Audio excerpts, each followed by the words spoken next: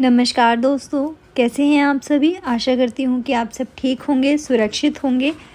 स्वागत है आपका हमारे YouTube channel crime stories with cute sisters में। आज की कहानी महाराष्ट्र से है। ये कहानी महाराष्ट्र के एक ज़िले गढ़चिरौली की है। गढ़चिरौली में एक परिवार रहा करता था, हंसता खेलता परिवार, स्वस्थ परिवार। इस घर के मुखिया का नाम शंकर कुम्हारे था। शंकर कुमारे अपने बेटे, बहू और उनकी पत्नी के साथ रहा करते थे। नॉर्मल फैमिली, खुशहाल परिवार, सब कुछ ठीक चल रहा था। अचानक से शंकर कुम्हारे सितंबर के दूसरे हफ्ते में बीमार पड़ जाते हैं। एकदम ठीक ठाक इंसान अचानक से बीमार। उनके पूरे शरीर में तेज़ दर्द, सर में दर्द। सबको लगा नॉर्मल दर्द ही होगा, मौसम बदलने से अक्सर ऐसा हो जाता है। अगले दिन उनकी पत्नी के भी बदन में दर्द, सर में तेज़ दर्द। शंकर की पत्नी का नाम विजय कुम्हारे था। दोनों ठीक ठाक तंदुरुस्त, अचानक से इतना दर्द। लेकिन ये हम सब लोग अक्सर मान लेते हैं कि नॉर्मली ऐसा हो जाता है कि दर्द होता है और हम लोग उसे इग्नोर कर देते हैं। लेकिन उनका जो दर्द हो रहा था वो उसमें आराम ना लगने की वजह से उन्होंने डॉक्टर को दिखाया। हॉस्पिटल जाते हैं, डॉक्टर को दिखाते हैं। डॉक्टर दवाई देता है, उससे कोई आराम नहीं लगता है। डॉक्टर और दवाइयाँ देता है, दवाइयाँ बदल के देता है, बट उनको कोई आराम नहीं लगता है। तो उनको भी समझ नहीं आता है कि क्या है, क्या रीज़न है, इनके इतना दर्द क्यों हो रहा है। कोई आराम ना लगने की वजह से डॉक्टर उन्हें बड़े हॉस्पिटल जाने की सलाह देते हैं। इलाके के बड़े हॉस्पिटल जाने का भी कोई फ़र्क नहीं पड़ता, वहाँ भी उनकी दवाइयाँ चलती हैं, लेकिन उन्हें कोई आराम नहीं लगता। फिर वो हॉस्पिटल से उनको नागपुर रेफ़र कर दिया जाता है। वहाँ पहुँच के भी उनकी तबीयत में कोई सुधार नहीं होता है। दवाइयाँ चलती हैं लेकिन उनके दर्द में कोई राहत नहीं, बिल्कुल भी रिलीफ नहीं। फिर तारीख आती है 20 सितंबर, जब शंकर कुमारे की डेथ हो गई। इसके बाद उनकी पत्नी विजय कुम्हारे की भी डेथ 26 सितंबर को हो गई। बीमारी का अभी तक कुछ पता नहीं चला था। घर में 2 लोगों की मौत, पति पत्नी की मृत्यु की खबर सुनकर घर में रिश्तेदारों का भी आना शुरू हो जाता है। तभी शंकर कुम्हारे की बेटी कोमल, उसको भी वही सेम दिक्कत होनी शुरू होती है। उसके बदन में काफ़ी तेज़ दर्द, सर में काफ़ी तेज़ दर्द। उसको भी हॉस्पिटल ले जाया जाता है। तमाम दवाइयों के बाद उसको आराम नहीं लगा। इसी बीच ना शंकर कुम्हारे की साली को भी सेम बीमारी हो जाती है। एक ही घर में एक ही जैसा चौथा मरीज़, सेम बीमारी का कोई पता नहीं। माता पिता की मौत हो चुकी है। उसके बाद बेटी और बेटी की मौसी को भी वही बीमारी का कारण अभी तक पता नहीं चला। क्या हुआ इस घर को अचानक। मामला यहीं रुका नहीं। मौसी का बेटा भी, छोटा बेटा था, उसकी भी तबीयत बिगड़ने लगी। Same symptom, same problem. इस बीमारी ने 2 लोगों की मौत हो चुकी है। 3 लोग हॉस्पिटल में हैं। बीमारी का कारण अभी तक पता नहीं चल रहा। दवाई असर नहीं कर रही। इलाज के बाद भी हालत में कोई सुधार नहीं। एक के बाद एक खबर आनी शुरू होती है। शंकर की बेटी की मृत्यु हॉस्पिटल में हो गई, फिर शंकर की साली की, और फिर उनके बच्चे की भी।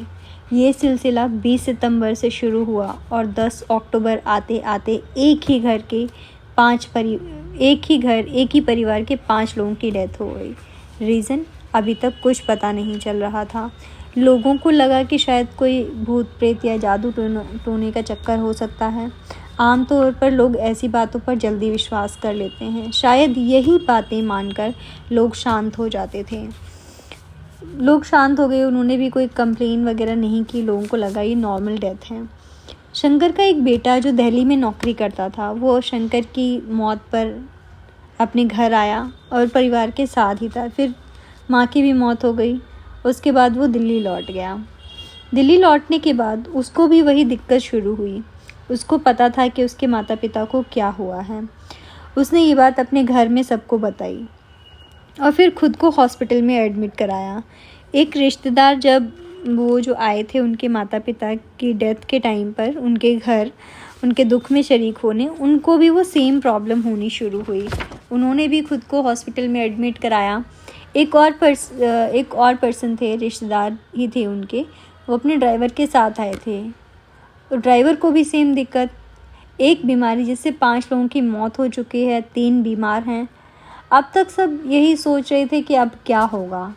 इस घर की जो बहू थी, उसकी मामी के हस्बैंड भी आए थे। उनको भी सेम परेशानी, उनको भी हॉस्पिटल में एडमिट कराया गया।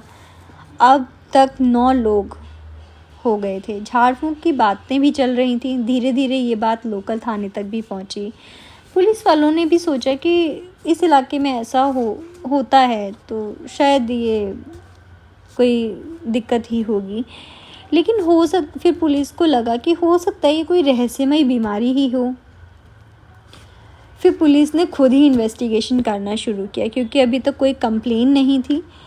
तो पुलिस ने अपनी तरफ से जब इन्वेस्टिगेशन करना शुरू किया तो पुलिस ने पोस्टमार्टम जहाँ जहाँ हुआ था वहाँ से पोस्टमार्टम रिपोर्ट मंगवाई।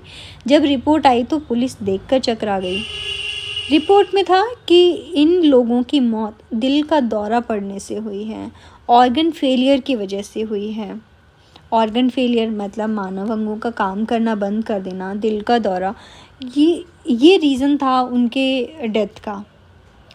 अब ये सवाल था कि 5 लोग, पांचों की उम्र अलग अलग, पांचों किसी बीमारी से ग्रस्त नहीं, अलग अलग वक्त पर 5 लोगों की मौत, और मौत का रीज़न एक, ऑर्गन फेलियर। पुलिस ने डॉक्टर से पूछा कि ये ऐसा कैसे हो सकता है।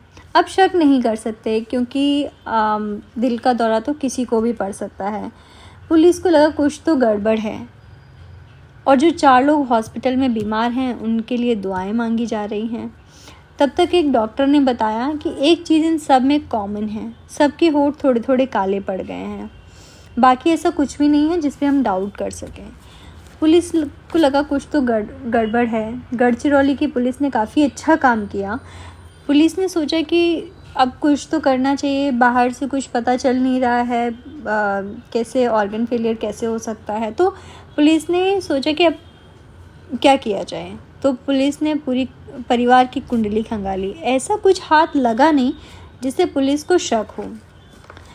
तो फिर पुलिस ने सोचा कि अब घर के अंदर ही किसी से पूछताछ की जाए, लेकिन परिवार में बचा ही कौन, बस एक बहू काफ़ी पढ़ी लिखी थी। पुलिस ने काफ़ी सूझबूझ से काम लिया, क्योंकि एक घर जहाँ अभी अभी मौत का मातम है तो पूछे भी तो कैसे। फिर भी पुलिस ने बहू से बातचीत करी तो पुलिस को एक बात थोड़ी सी अजीब लगी। जो बहू इतने नॉर्मल तरीके से बात कर रही है, कोई दुख नहीं दिख रहा, लगता नहीं कि ये उसी परिवार की बहू है जहाँ अभी अभी इतने सारे लोगों की मौत हुई। यहाँ जादू टोना टोटका जो भी है, जो लोग दूर से देखने आ रहे हैं उनको भी वो बीमारी पड़ रही है, बट ये बहू एकदम ठीक ठाक, इसको कोई दिक्कत नहीं। उसी घर, उसी छत के नीचे जो एक बहू है वो एकदम ठीक ठाक, और जो लोग देखने दूर दूर से आ रहे हैं वो उस प्रॉब्लम से बहू कैसे बच गई इन सब चीज़ों से। पर ऐसे हालात में ज़्यादा पूछताछ कर भी नहीं सकते। पुलिस को पहली बार बहू पे शक हुआ तो पुलिस ने अपनी टीमें लगाई और बहू के बारे में जानकारी शुरू करना किया। जब टीमें लगाई तो काफ़ी चीज़ें पता चली कि बहू का नाम संघमित्रा है। वो एक एग्रीकल्चर यूनिवर्सिटी की स्टूडेंट रही है। उसने विद्यालय में काफ़ी अच्छी पढ़ाई करी, वो टॉपर रही है अपने विश्वविद्यालय की। और कृषि विश्वविद्यालय का मैं आपको बताऊं, कृषि से रिलेटेड, मतलब खेत में क्या करना है, कैसे कीटनाशक हमें यूज़ करने चाहिए अपने पौधों को बचाने के लिए, तमाम तरह की जानकारी दी जाती है। क्या क्या कीटनाशक हम यूज़ कर सकते हैं।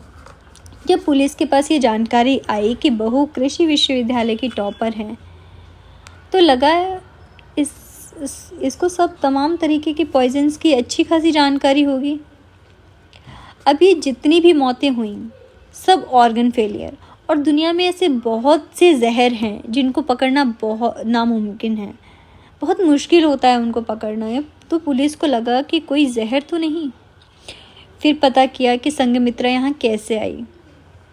तो पता चला कि कॉलेज में संघमित्रा को एक लड़के से प्यार हो जाता है, और वो लड़का शंकर का बेटा था।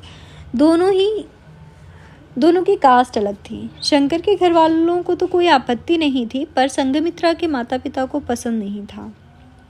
संघमित्रा ने अपने घर वालों की मर्जी के खिलाफ जाकर शंकर के बेटे से शादी कर ली और ससुराल आ गई। संघमित्रा के माता पिता को ये बात इतनी बुरी लगी कि उन लोगों ने शर्म के मारे आत्महत्या कर ली। दोनों ने अपनी जान दे दी। तब संघमित्रा को बुरा लगा, दुख हुआ कि ऐसा नहीं करना चाहिए था। तो पुलिस, ये सब सुन के पुलिस का शक गहराया। पुलिस ने संघमित्रा से कड़ी पूछताछ की, जिससे पता चला कि इन सब घटनाओं के पीछे संघमित्रा और उसकी मामी का ही हाथ है।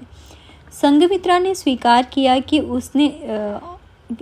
किया और उसने बताया कि माता पिता ने उसकी वजह से अपनी जान दे दी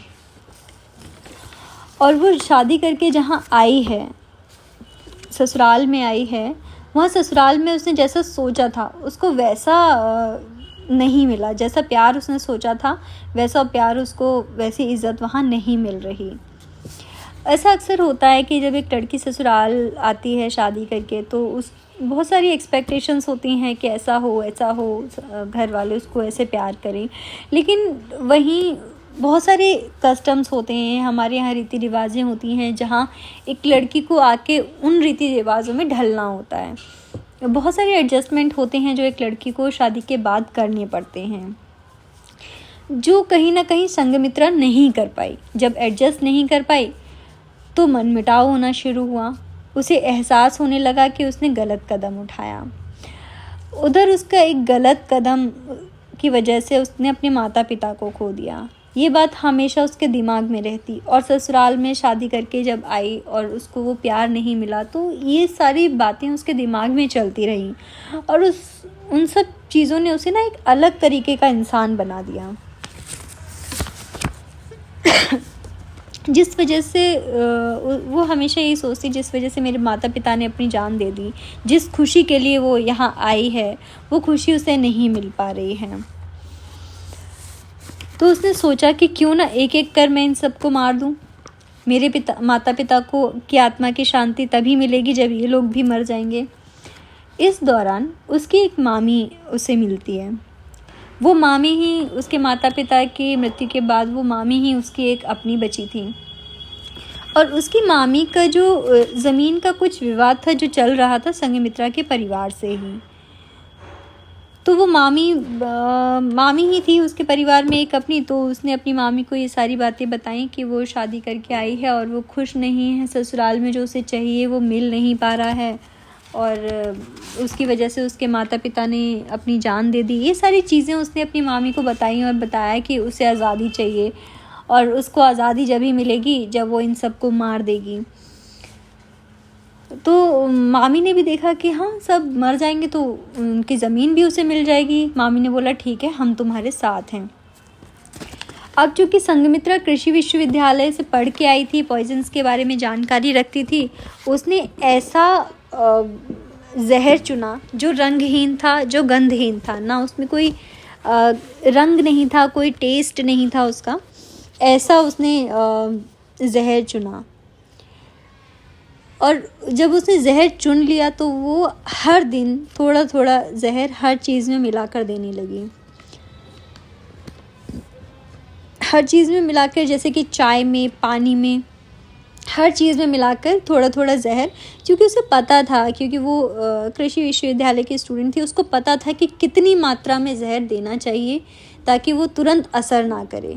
और ये सिर्फ यही नहीं था कि उसके मन में चल रहा था, उसके माता पिता की मृत्यु हो गई थी। मृत्यु का रीज़न कहीं ना कहीं वो थी। तो ससुराल वाले भी टॉन्ट करने लगे थे कि ऐसी है, इसकी वजह से इसके माता पिता ने जान दे दी। तो टॉन्टिंग से भी उसके दिमाग में कहीं ना कहीं ये बैठ गया था कि इसके मन को तसल्ली जब ही मिलेगी जब ये सारे लोग मर जाएंगे।